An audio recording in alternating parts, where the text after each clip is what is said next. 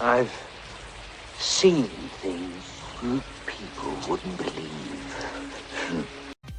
Hey everybody, Rosy the Rascal 15 here, and today I'm going to be giving a movie recommendation slash review of one of my favorite sci-fi films of all time, a movie that, as the months have gone on since I watched it last year, it's really grown on me, and that is the 1982 sci-fi noir classic Blade Runner, directed by Ridley Scott. It came out in 1982 and it was made with a budget of $28 million, and unfortunately it was considered a box office failure as it only made $41 million. That's right, it only made like $13 million back.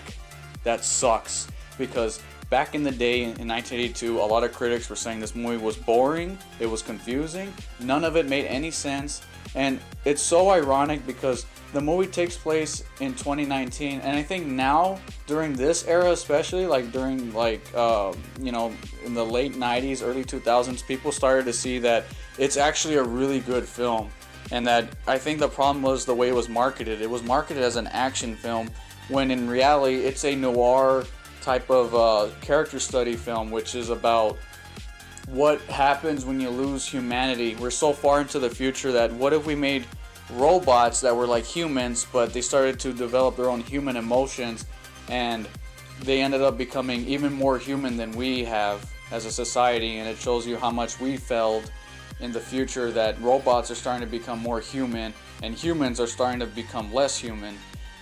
It's a very important film. It's a very genre defining film. It's not for everybody, but man, Harrison Ford, which you guys probably know from the Indiana Jones and Star Wars films, is a great actor in this film. More importantly, the person that takes the performance here that's just like one to remember for the film for years and years to come is Rutger Hauer. I hope I'm saying his name right, I probably butchered it.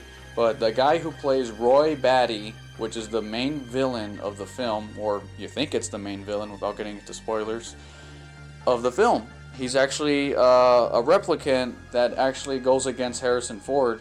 And throughout the film, it's a very important story about Harrison Ford's character, which he is a Blade Runner, which is a cop that goes around arresting slash taking out these replicants because apparently they become murderous since they're developing human emotions.